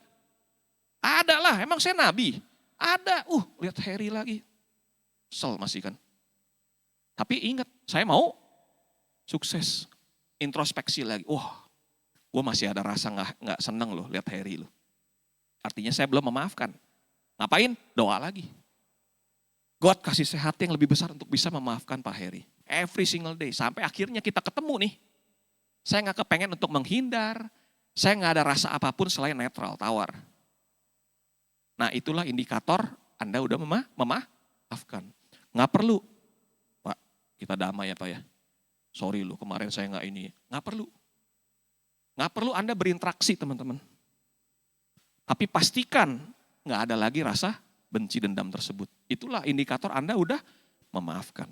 Saat Anda melakukan hal besar ini, siap-siaplah ya rezeki, ya berkat yang luar biasa menanti Anda teman-teman. Saya udah lakukan teman-teman. Bos yang beri. Iya, thank you gitu ya. Oke. Bersyukur ya, bersyukur itu kebutuhan. Bukan kewajiban. Kalau Anda kewajiban, saya dipaksa. Tapi kebutuhan, kayak makan, bernafas itu kebutuhan. Jadi bersyukur dan memaafkan itu adalah kebutuhan. Bahagia adalah kebutuhan. Ya, jadi make today a happy day dan grateful every day, teman-teman. Ya, ini bacanya apa nih?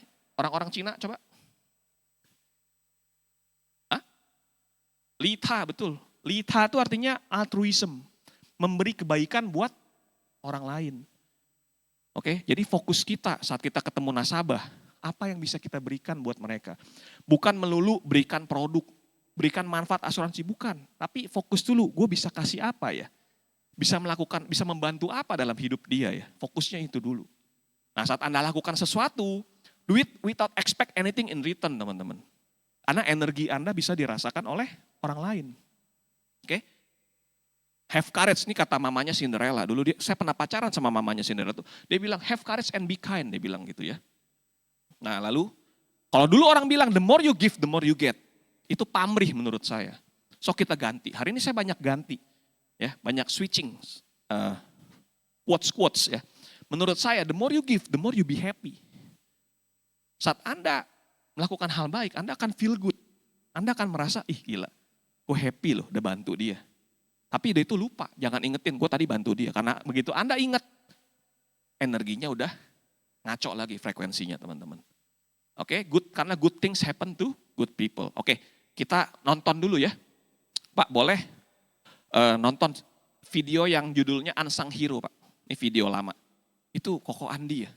Wah, idola saya sudah datang. Saya sudah sharing loh kok, nanti diundang ya ke rumahmu.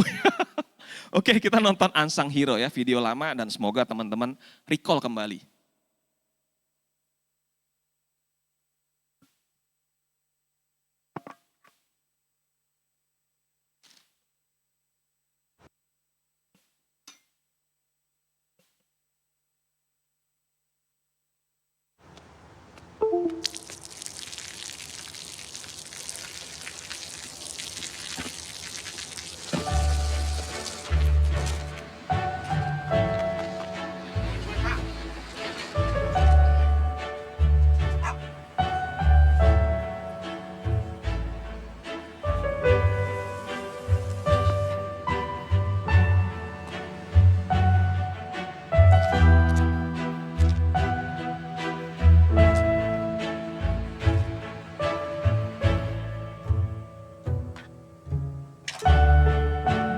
เขาจะได้อะไรถ้าเขาทำแบบนี้ทุกวัน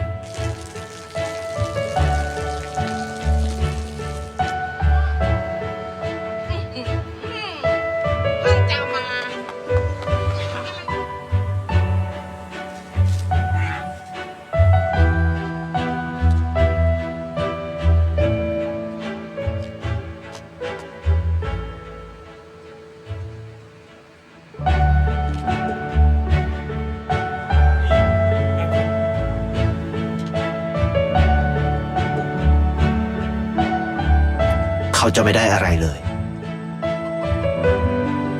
ไม่ได้รวยขึ้นไม่ได้ออกทีวีไม่มีใครรู้จักไม่ได้มีชื่อเสียงที่มากขึ้น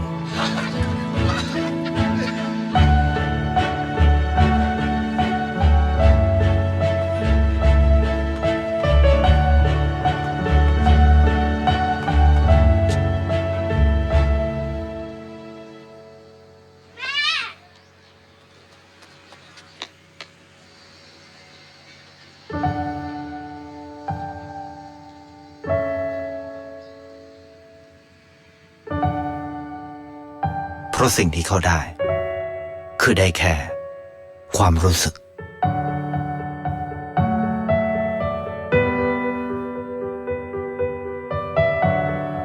ได้เห็นความสุข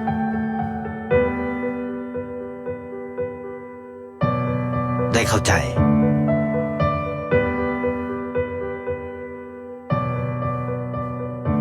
ได้ความรักได้ในสิ่งที่เงินซื้อไม่ได้ได้โลกที่สวยงามกว่าเดิม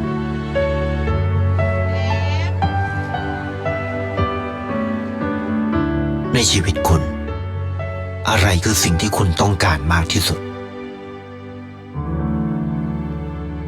ไทยประกันชีวิตเชื่อในความ Ya teman-teman, what do he gets in return? Baca nggak tadi? He gets nothing, ya. He gets-nya apa? Emotions. Yang tadi saya bilang, feel good. Dan energi itu menular teman-teman. Ya, saat Anda positif, sekeliling Anda akan ikut positif dan Anda bisa mengetrack hal-hal yang positif juga. Ya, si ibu-ibu tadi, ya dia juga ke-track, akhirnya dia ngikut hit ekstra tadi, lihat gak? Ya untuk itu, be good to everyone, every day teman-teman. Pikirin apa yang bisa saya bantu buat nasabah saya. Bukan cuma prudensial, bukan tentang prudensial, tapi dalam hidup dia apa yang saya bisa bantu. Fokus sama orang lain dulu. Maka dan lakukan tanpa expect anything in return, kita akan dapat tanpa kita expect teman-teman. Dalam jumlah yang lebih dahsyat teman-teman, percaya ya. Nah, energi menular. So, saya sharing waktu itu tahun 2017, saya pengen punya panggilan, saya pengen jadi PCC. Karena udah 3 tahun di Dynamic belum ada PCC lagi. Dan saya punya panggilan, saya pengen jadi PCC supaya saya bisa menginspire teman-teman saya. Bahwa orang mediocre ini, orang yang biasa-biasa ini yang cuma level Star Club bisa PCC. Ternyata energi saya menular.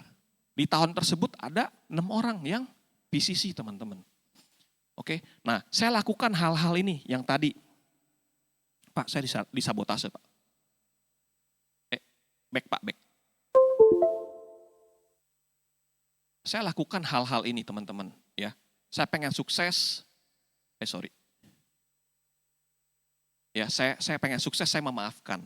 Oke, di masa itu, ya tim saya diculik makhluk luar angkasa teman-teman. Ya, susah untuk memaafkan. Tapi saya tahu saya pengen sukses. Dan saya harus punya hati yang lebih besar supaya saya bisa lebih happy. Dengan saya happy, saya bisa mengetrack hal-hal yang baik. Dan akhirnya saya punya panggilan untuk jadi PCC. Di Oktober 2017, Herianto panggil coach waktu itu ya dari timnya Antonius Arif. Kita para AM itu dikasih di coach private masing-masing. Lalu salah satu coach tanya saya, lu mau apa? Saya bilang saya mau PCC, yang kebayang doang, wacana doang, kebayang doang, pengen gitu ya. PCC itu apa? Waktu itu omsetnya 1 miliar. Sekarang omset lu berapa? Oktober tanggal 8 2017.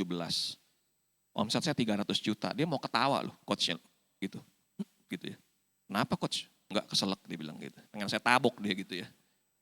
Terus dia nanya sama saya, planning lu apa? Planning saya Oktober Star Club, November Double Star Club, Desember PCC. Lu punya materinya gak? Ada, saya bilang. Saya keluarin list nama saya, handphone kerja saya. Nah bersyukur berkat Tuhan luar biasa. Oktober Star Club teman-teman. November Double Star Club. Desember PCC betul-betul teman-teman. Nah saya mau ceritain.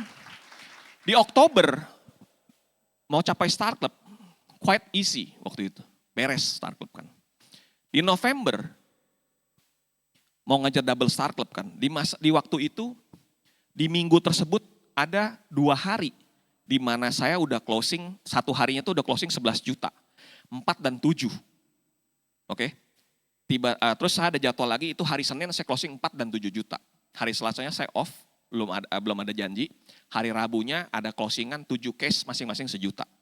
7 juta berarti ya preminya ya per bulan. Di Selasa, nasabah yang closing 4 dan 7 itu telepon.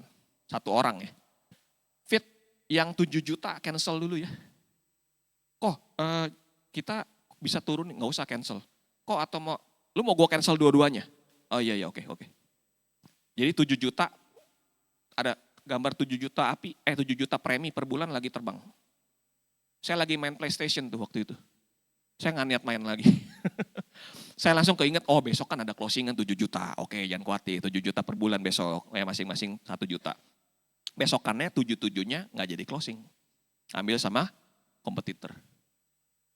Kesel nggak teman-teman? Down nggak? Down.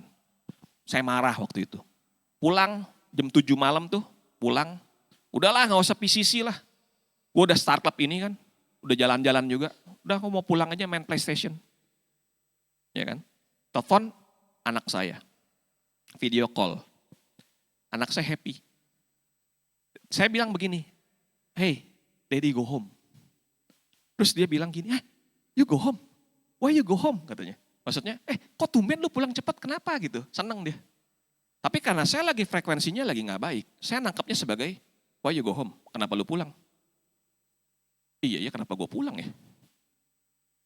Oke lah, daddy gak jadi pulang. Ya bukan ya. jadi sedih dia. Saya gak jadi pulang. Terus saya cuman mikir, goal saya adalah PCC. PCC itu top 100 mungkin ya, top 100 nasional. Perjuangannya harus perjuangan top 100 nasional. Kalau saya mau gampang, apa value-nya jadi PCC? Akhirnya saya bilang, oke, kenapa gue jadi cengeng ya? Gue harus kuat. Goal saya apa? Saya pengen menginspire teman-teman saya di Dynamic. Oke, gue harus kuat. Oke, akhirnya sorry. Forgive myself. Oke, saya begin again. Oke, gue tadi baper. Oke, kita fokus. Mikirin lagi siapa yang mau kita prospek. Saat energinya udah positif lagi, entah dari mana itu datang teman-teman. Dan Novembernya Double Star Club. Di Desember, tanggal 22 saya ingat banget, saya hampir kolaps di jalan. Karena waktu itu lagi sakit ya, paksa sampai telat makan, tumbang saya. Dikasihlah antibiotik. Nah saya udah off 2 hari, di 22 Desember itu saya paksa badan saya untuk fight. Karena PCC harga mati waktu itu buat saya. Bini saya bilang, jangan lupa minum obat ya, lu yakin? Yakin. Oke. Rute pertama submit SPAJ dulu masih pakai kertas, ya kan, masih pakai form. Ternyata habis minum obat, saya lupa minum obat mah. Antibiotik harus minum sama obat mah, betul? Saya lupa minum obat mahnya. Begitu keluar ke jalan raya dari Kasajadin, mau naik jembatan dan Mogot, asam lambung saya naik. Dan saya muntah 1 kantong plastik gede, teman-teman. Langsung dehidrasi on the spot.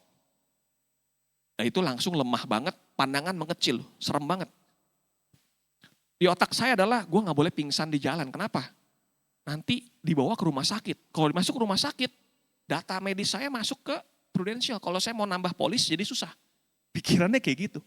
Jadi otak saya adalah saya harus segera ke tempat ibadah saya di Tanjung Duren. Ternyata baru sampai Taman Ratu saya udah gak kuat lagi. Terus berhenti. Terus saya lemah banget ya, telepon istri saya. Yang lu kayaknya mesti jemput gue deh. Gue kolaps nih, sorry lu. Daripada gue udah mau pingsan nih, kayak udah makin mengecil visionnya gitu. Terus oke tunggu. Langsung dia blast di grup ibadah. Teman-teman yang di dekat Tanjung Duren, siapa ya, tolong David pingsan di Taman Ratu gitu. Jadi heboh tuh di grup, lu di mana gitu kan. Dia bikin kerusuhan gitu di grup ya. Akhirnya saya dijemput sama teman saya. Sama teman saya dijemput, yuk Fit kita pulang. Gue mau ke kantor dulu, submit SPAJ. Lu mati lu, nanti lu. Enggak, gue gak bakal mati. Lu anterin gue ke APL. Dari 2011 sampai 2016, saya cuma start lab teman-teman. Start lab terus setiap kali yang berangkat kan istri saya. Dia pengen berangkat berdua. Dan dia sampai kesel, desperate gitu ya. Sampai dia bilang, udahlah lu mah antokong moyong lah, bacot gede doang. Mau double start lab udahlah. Udah apa namanya? Udah gak ngarepin deh, dia bilang. Pas saya pulang sampai rumah, dia nangis loh. Udah gak usah PCC lah, lu udah double start kan, udah 2 tiket juga, udah gua gak komplain lagi, dia bilang. Toh udah dapat 2 tiket kan, daripada lu mati lu, dia bilang gitu. Terus dengan gagah saya bilang begini, tenang gua gak bakal mati. Tapi kita pasti PCC, saya bilang gitu. Bersyukur berkat Tuhan luar biasa, Desembernya PCC teman-teman. Sekarang saya ceritain ini, ya ini kayak kisah lucu aja buat saya. Tapi kalau saat itu saya benar-benar gak capek PCC, saya lucu beneran loh. Oke, so.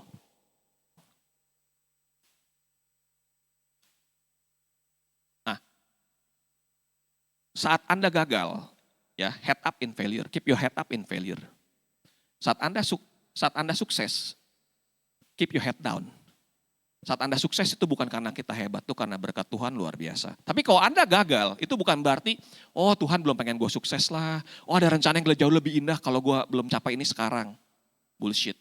Kalau Anda belum capai, itu artinya Anda belum kerja keras, sesimpel itu. Tapi kalau Anda capai, itu bukan karena kehebatan Anda. Itu karena berkat Tuhan luar biasa. So, kerja keras, doa lebih keras teman-teman. Oke? Nah ini yang mau saya sampaikan. Every second and every choice can create a new universe. Oke, jadikan sukses sebagai tanggung jawab Anda. Failure dan sukses ini maksudnya apa? Kalau di tahun 2017 lalu, saya memutuskan, ya udahlah gue udah mau pingsan nih, gue stop aja. Maka universe yang saya ciptakan adalah universe yang saya enggak PCC. Tapi karena saya terus bergerak, nggak mau kalah, nggak mau nyerah. Universe yang saya ciptakan ya universe saat ini, yaitu apa? Saat saya sebagai PCC. So, Anda yang menentukan teman-teman. Anda mau apa tahun ini? Dan universe yang mana yang mau Anda create? History mana yang mau Anda create? Yang gagal atau yang berhasil? Anda yang decide. Oke? Saya juga punya paman saya hobi berjemur juga. Makanya hitam. Nah, teman-teman yang tahu ya, yang angkatan 70-80, ini tim Pistons ini, Detroit Pistons ini, tim yang terkenal kasar di NBA tahun 90-an. Dia bukan main basket, dia main gulat. Musuhnya masuknya WWE dia, tahu ya WWE ya. Jadi bola nggak dapat, pala dihajar kayak gitu ya. Nah si Jordan ini, dia bukan tipe yang cengeng. Lu hajar kepala gue, oke gue jatuh, gedein badan. Supaya apa? Supaya dia bisa comeback stronger. Nah itu yang perlu kita lakukan juga teman-teman. Disiplin, konsisten ya, persisten dan jangan baper. Menurut saya untuk sukses di Prudential, kuncinya cuma satu, yaitu apa? Jangan sering berada di rumah. Karena rumah itu surga, sekaligus neraka buat dompet kita. Di rumah ada king coil ya kan, yang empuk itu ya kan. Ada ya macam-macam lah, ada PlayStation, ada pasangan gitu ya. Ya. Nah, untuk sukses kita harus keluar rumah setiap hari. Yang saya lakukan every single day adalah apa teman-teman? Saya bangun jam 5 pagi, saya doa dulu, dan saya ada ritual menulis afirmasi ya. Itu 45 menit, dari jam 5 sampai 5.45. 5.45 saya akan bangunin anak-anak saya, yang gede urus diri sendiri, saya mandiin yang kecil. Oke, nah lalu saya akan akan antar yang gede itu ke halte, tungguin bus jemputan. Setelah itu balik, yang kecil dijemput, saya mau jam 7, itu selesai jam 7 tuh. Udah jam 7 pagi saya akan mulai olahraga. Saya mulai gym 1 jam dan saya berenang 1 jam. Di berenang itu saya afirmasi teman-teman. Kalau gym kan susah ya, banyak orang ngobrol. Tapi kalau di renang, di dalam air kita nggak mungkin ngobrol. Nah di dalam air itulah saya afirmasi. Saya self-talk. Anda mikirin goal Anda, planning Anda lakukan saya lakukan saat berenang. Seperti itu. Selesai jam 9, saya keluar, mandi, keluar. Tempat pertama yang saya kunjungi adalah tempat ibadah, pasti. Ya kan, tempat ibadah. Nah, saya selalu punya prinsip, awali hari dengan melakukan hal yang baik, yaitu apa? Berdoa. Kan udah doa di rumah. Saya mau apply lagi waktu saya secara lebih nyata dengan keluar. Hari ini teman-teman pergi dari rumah ke CityCon ini untuk dengerin saya. Ya kan? Nah, itu waktu. Nah, saya pengen kasih waktu yang nyata juga untuk spiritual saya. Jadi saya pasti ke tempat ibadah. Anda spend energi kan, naik tangga, terus Anda bersimpu, berdoa, Anda spend waktu Anda secara nyata. Nggak cuma di rumah. Nah apa yang saya doain? Bebas teman-teman. Teman-teman mau doa, saya mau PCC mau apa, tapi doa saya simple. Kasih saya kekuatan. Supaya saya bisa strong dalam perjuangan ini. Dampingi saya. Dan pertemukan saya sama orang-orang yang baik. Yang berjodoh baik dengan Prudential. Ya, beri saya kekuatan. Ya, doa saya itu.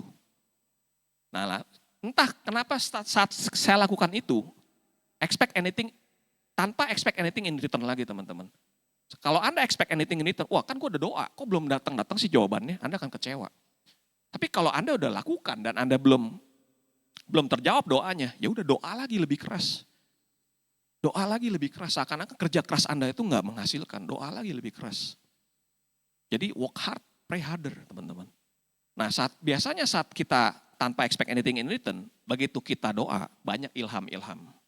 Tiba-tiba muncul nama, muncul wajah-wajah, oh ilham-ilham. Nah setelah dari tempat ibadah, jangan pulang ke rumah.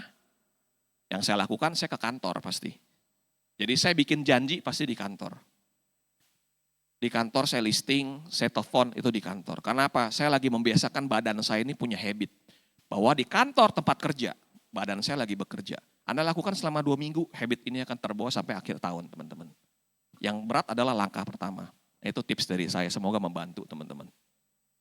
Oke. Nah ini juga penting. Life is 10% what happens to us. Sebenarnya cuma 10% yang terjadi dalam diri kita. Tapi 90% itu how we react. Bagaimana kita merespon. Saat nasabah cancel 7 juta tadi. 90% respon kita gimana? Kalau respon kita gila, udahlah nggak usah startup, nggak usah PCC aja gitu kan. Ya udah, nggak jadi PCC betulan.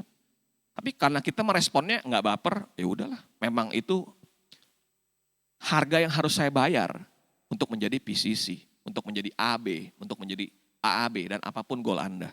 Anda akan bangkit kembali dan Anda ingat lagi Anda lakukan untuk siapa. Anda akan rebound, Anda akan bounce back. Oke. Nah, lalu ini ya, always make sure your heart is bigger than your head. Punya hati yang besar. Ini pesan leader saya. Hati Anda besar, rezeki besar siap menanti Anda. Tapi lakukan tanpa expect anything in return teman-teman. Enjoy the journey, embrace the process, dan witness the progress teman-teman. Jangan juga membanding-bandingkan diri kita ya, menjadikan orang lain itu sebagai sebagai alasan kita untuk bahagia teman-teman. Ya, just focus what best on for you teman-teman, oke? Nah, ini yang terakhir, seperti Batman ya, kita juga punya super power. Super powernya kita adalah apa? Enggak menyerah. Jadi saat Anda mau menyerah, Anda angkat tangan teman-teman. Angkat tangan teman-teman. Ya. Bilang, saya menolak menyerah. Tepuk dada kiri. Saya nggak sepayah ini. Saya akan coba satu kali lagi. Saat Anda lagi lemes, lagi down, Anda angkat tangan, tepuk dada kiri masing-masing, jangan dada tetangga ya. Bilang, gua nggak sepayah ini. Gua nggak sepayah ini kok. Gua coba satu kali lagi. Gua menolak menyerah, gua nggak sepayah ini. Gua coba satu kali lagi. Saya bacain nih ya. Ini dari film Batman Begins teman-teman. Habis waktuku ya, cepat banget. Si sabotase ini pasti. Kenapa kita jatuh kata dia.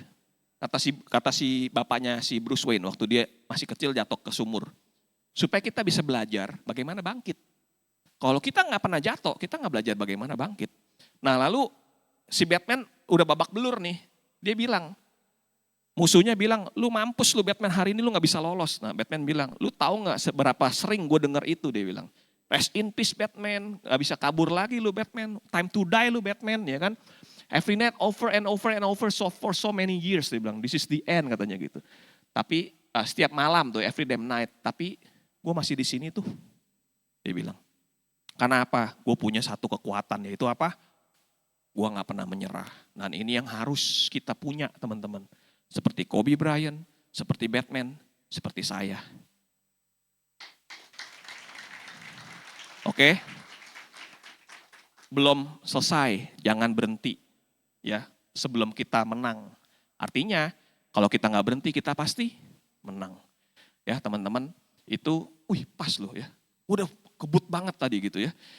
Sebenarnya itu baru sesi pertama, masih ada sesi kedua ya kurang lebih 1,5 jam lagi. Nggak ya, saya bercanda. Oke, teman-teman ada yang mau bertanya? Nggak bertanya ada 2 kemungkinan teman-teman. Satu ngerti banget, satu lu cepetan keluar dari sini gue udah lapar. Oke, kalau nggak ada pertanyaan ya kita mau nonton video terakhir ya kok. Boleh ya kok video terakhir ya. Video terakhirnya 30 menit doang, nggak lama-lama. Bercanda ya. Video ini sangat bagus teman-teman. Ini video cuma nonton bola tapi value-nya sangat bagus banget. Penggemar MU mana MU? Ini film Liverpool.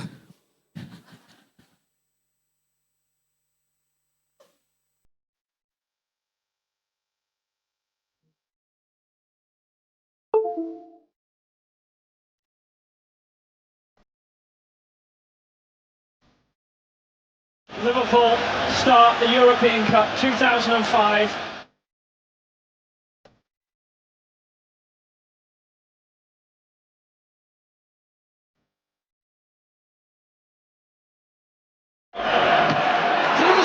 What a start! Paolo Maldini! That's a goal of Maldini! He's done it!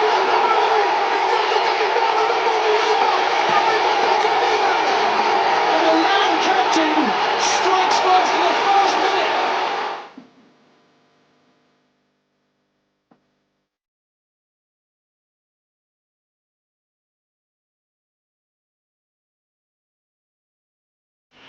And here's the trouble. It's Shevchenko. It's Crespo. It's 2-0 Milan. And it just gets worse for Liverpool before half-time. Crespo! Impegnate! Ma sarà possibile pareggio 2-0! Incredibile questo massimo! From possibly a penalty within 15-20 seconds. AC Milan feel the game is over.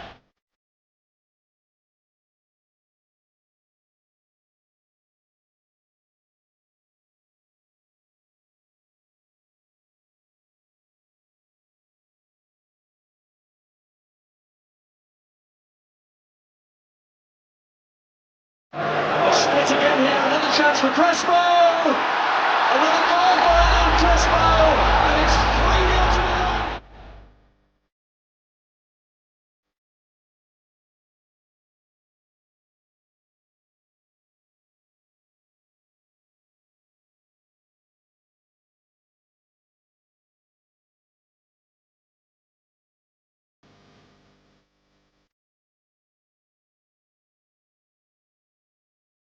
Julian here, even though they're 3-0 down, the Liverpool fans are just seeing with sheer fan power alone can lift the team.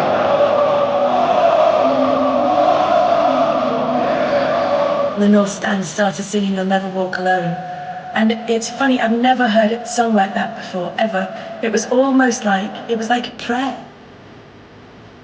Through to Lisa on the left side. Lisa hits it against Kaka, it comes back to it. Lisa puts it back into the box. Perro goal! Oh, he's got it!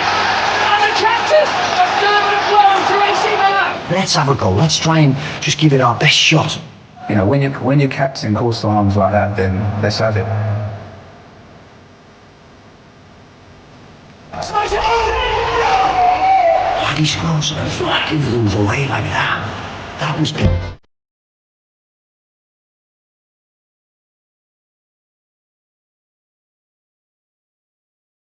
The Liverpool fans are going. It's a penalty for Liverpool! They've got a chance to level the game up at 3-all!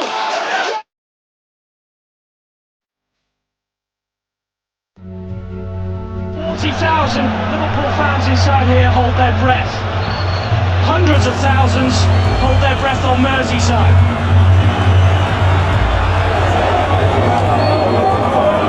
It's Xabi Alonso for 3-3, it's safe, and Alonso follows it in! It's wonderful! It's marvellous! Now, take me out and kill me, because this doesn't matter. Whatever happens the rest of my life doesn't matter.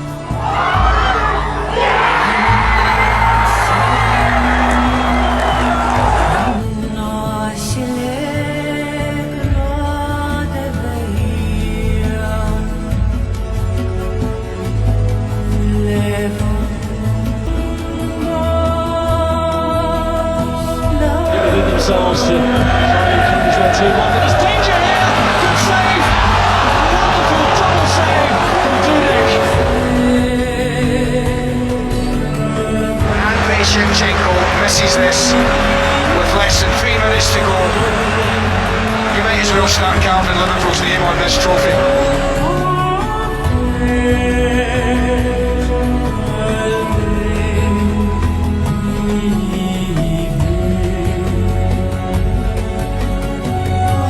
Leo picks his spot, head down, hit Is this Liverpool's first chance to score from the penalty spot? What's his run?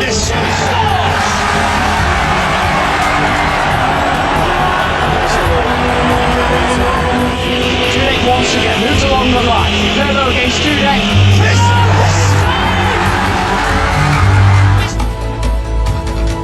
Run up from Cisse. Here he goes. There he goes.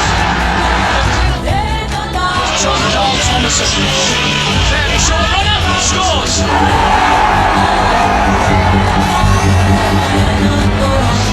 Can hit the ball so well. Please let him score. It's saved. He's going down. He's doing a dribble. He's all over the place. Madison's on the top. Looks directly. It's in right footed. We're a goal away from the European Cup.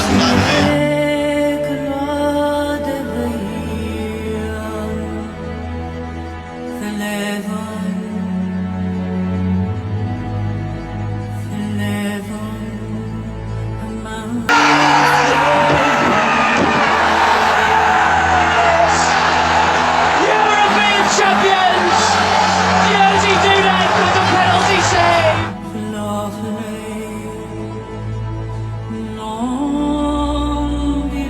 Honest to God, I just can't sum up how good I feel at the moment. I'm just on top of the world. Ya teman-teman, Liverpool ya di tahun itu dia bisa masuk ke final tuh betul-betul miracle karena di perempat final, di semifinal itu miracle bisa masuk ke final dan di final itu lawannya Milan. Back tertangguh di dunia waktu itu ya ada Cafu, Maldini, Stam sama Nesta ya. Di tengahnya Pirlo, Kaka, depannya Shevchenko, Crespo itu impossible buat Liverpool menang. Dan bener aja 3-0 kan. Ya kan semua udah pada udah dah. Ya kan. Nah, yang paling trigger bukan trigger, yang paling kena di saya itu lihat supporternya teman-teman. Dari klip tadi itu yang paling kena di saya adalah supporter. Dua tim ada supporternya, si merah ada supporter, Liverpool ada supporter, si putih pun ada supporter. Saat si putih lagi menang, supporternya happy ya kan, Milan ya. Supporter Liverpool pusing ya. Tapi teman-teman highlight gak apa yang dilakukan supporter Liverpool? Mereka ngapain? Mereka pasang kembang api, mereka nyanyi, tetap menyemangati timnya, ya kan? Dan akhirnya betul-betul miracle 3 sama ya, balik ya. Dan adu penalti akhirnya menang supporternya si Milan yang pusing betul ya. Nah, kita di Prudential juga punya supporter teman-teman. Supporter kita itu nggak lain nggak bukan ya orang-orang yang paling mempercayai kita bahwa kita akan membawa mereka hidup yang jauh lebih baik. Mereka yang selalu mendoakan kita, mereka yang paling mensupport kita teman-teman. Ya karena pertanyaan saya adalah, sudahkah kita berikan yang terbaik buat supporter kita di rumah? Kalau yang terjadi, ya kan, kalau yang terjadi kita gagal, ya kan, saat kita gagal, kita pulang ke rumah, kita akan bilang apa? Sorry ya, tahun ini kita nggak achieve nih. Supporter Anda akan ngomong apa teman-teman? 3 kata. Tidak apa-apa. Setuju? Gak apa-apa, gue tahu lu udah berjuang. Tapi teman-teman tahu gak betapa mereka kecewa? Yang mungkin mereka juga gak berani ngomong karena gak pengen bikin kita makin sedih, ya kan? Nah, saya pernah alami hal itu teman-teman waktu Start Club pertama saya di 2011. Saya minta waktu dikit lagi Ko Harrison. Di 2011, saya di April API saya baru 40 juta. Itu saya diceramahin sama Weni, akhirnya saya di Juni jadi 200 juta. Dan saya fight sampai akhir tahun, ternyata masih kurang 60 juta apinya. Waktu itu di tahun 2011 tuh closing date kita tiap tanggal 15 Desember. Jadi di 15 Desember saya duduk lemes banget, disappoint banget, kecewa banget, sedih banget. Karena gak bisa kasih wedding gift buat istri saya. Ya kan? Lalu saya telepon istri saya, udah nikah ya. Saya bilang, yang sorry ya, kamu berangkatnya ke Bangkok aja jadinya. Karena rookie club kok gak salah waktu itu. Ya dia bilang, tidak apa-apa, gue tahu lu udah fight, better luck next year, dia bilang gitu. Tapi saya breakdown sekali teman-teman. Tiba-tiba dari ruangan Ko Herianto di City Tower, Pak Wong Agus keluar. Dia teriak-teriak, woi closing date diperpanjang 14 hari. Di samping kiri dan kanan saya itu Hence dan Indra. Lagi berdiri, saya lagi duduk, lagi udah pengen nangis gitu. Begitu Pak Wong Agus keluar, saya langsung bangun gitu, kaget. Mereka berdua tepok saya, kiri dan kanan. Saatnya lu berangkat Fit, dia bilang. Dan betul-betul 14 hari itu saya, kaki jadi kepala, kepala jadi kaki. Apapun saya lakukan, saya listing lagi, siapa lagi, saya ingat di 2 hari terakhir itu, 2 hari terakhir, hari ke-13 dan ke-14 itu, saya prospek banyak sekali teman-teman naik motor ya waktu itu ya. Sampai ke Sukabumi, sampai ke Bandung, ke Cirebon, ke Bogor. Nggak sampai Cirebon, sorry. Sampai ke Bogor gitu ya. Itu pulangnya pagi sekali, jam 1:30. Berangkat lagi jam 6, saya sampai nggak sempat mandi loh 2 hari itu. Tapi capai Start Club-nya teman-teman. Nah ingin saya sampaikan adalah apa? Nanti kita udah mengalami mungkin di tahun 2025, 2024 kita udah pernah mengalami hal itu. Dan Anda mungkin yang merasakan sakitnya saat Anda melihat ekspresi supporter-supporter kita kecewa saat Anda gagal. Tapi seperti yang saya bilang, forget the past, forgive yourself dan begin again. Tahun ini kita punya peluang yang baik. Tapi ingat, nanti di Desember 2026 akan terjadi lagi gak? Anda akan repeat the history gak? Atau Anda mau menciptakan universe yang baru di mana Anda sebagai pemenangnya.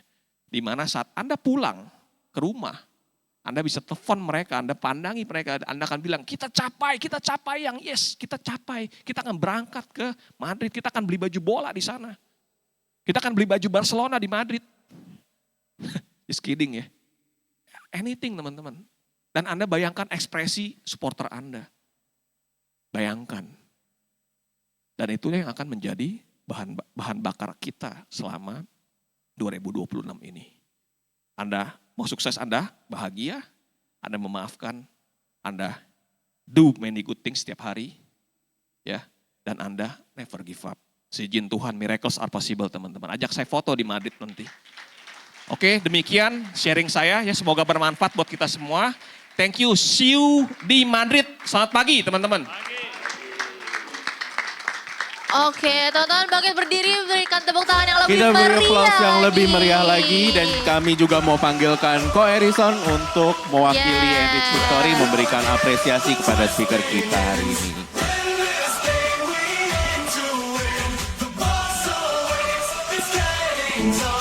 Now's the moment, time to level